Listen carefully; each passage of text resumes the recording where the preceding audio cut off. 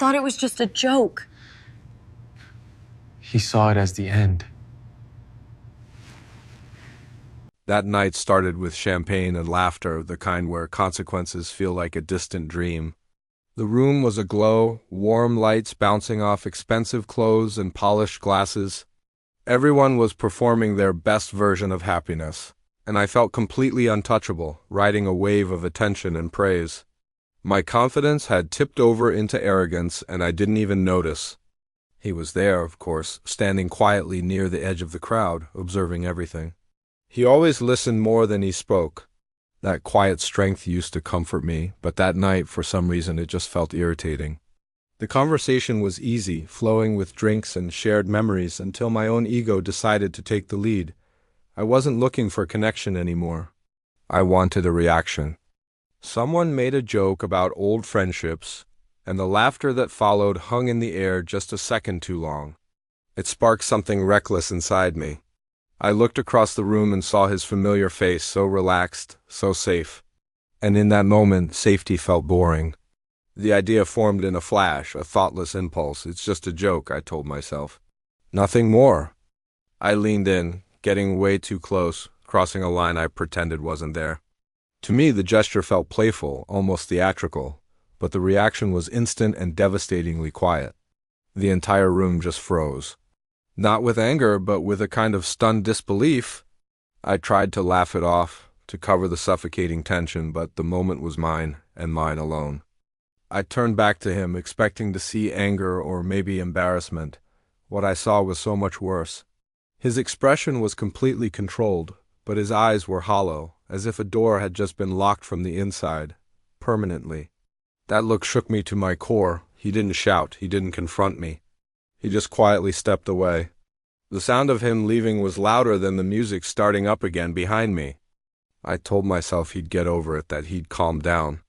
The rest of the evening was a blur of forced smiles and hollow conversations. The drive home was silent, thick with everything we weren't saying. I searched for the right words but found none. When we got home, the distance between us was immediate and deliberate. The familiar routines were gone, replaced by a cold, empty space. Sleep wouldn't come. I just kept replaying that moment, and with every replay, the regret grew sharper. Morning arrived with an absence I'd never known. The quiet in the house wasn't peaceful, it was intentional. A short message was waiting for me. It was careful, restrained. It asked for space, not for forgiveness.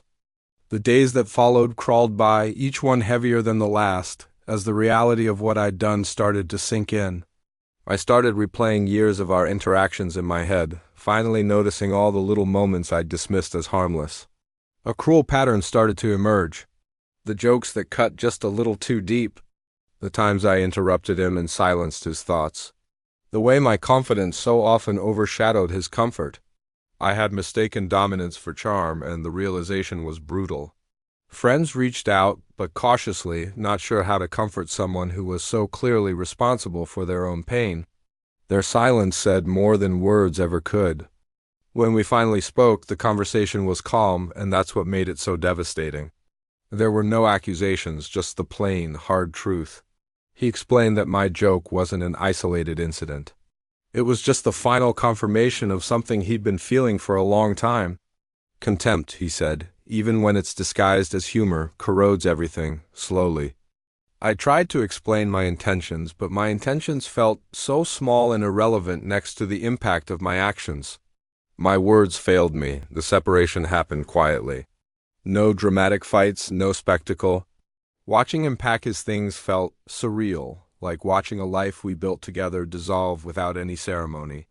Every box he sealed seemed to carry a weight far beyond its contents. When the door finally closed, it did so gently. And somehow, that gentleness hurt more than any amount of anger ever could. After he left, my life shrank almost immediately. My routines collapsed. The distractions I used to rely on lost their power. Silence became my constant companion, following me everywhere. I finally sought answers in therapy, not to undo what I'd done, but to understand the person I'd become. The process was slow and deeply uncomfortable. I learned how insecurity often hides behind a sharp sense of humor, how fear can disguise itself as overbearing confidence. Time passed, marked by small moments of reflection rather than big leaps of progress. Growth doesn't happen overnight. Occasionally I'd see him from a distance. He looked steadier, lighter. And seeing that contrast, it hurt. But it also made me realize something important. His response to what I did wasn't revenge, it was self-respect. As I started packing up the apartment myself, preparing to leave, memories clung to every wall. The thought of starting over was daunting, but I knew it was necessary. Accountability became my shadow. I stopped making jokes at other people's expense. I started listening more than I spoke. This change didn't earn me reconciliation, it earned me awareness. I learned that words spoken casually can permanently alter the course of a relationship. That humor without respect is just cruelty.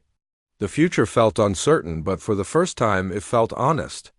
And honesty mattered more to me now than comfort. Being alone no longer felt like a punishment. It felt earned. I didn't lose everything because of one bad joke. I lost it because that joke revealed the person I had allowed myself to become. Some endings aren't loud and explosive. They're quiet exits, born from a moment of painful clarity. The lesson was heavy, but necessary. Kindness isn't weakness. Respect is not optional. And silence, when it's chosen, can be the most powerful statement of all. I stopped looking for applause and started looking for integrity. Life rebuilt itself slowly, without any spectacle. Peace found me quietly. And while regret still visits sometimes, it no longer controls me. Thank you for listening. If you enjoyed this, please consider subscribing for more stories.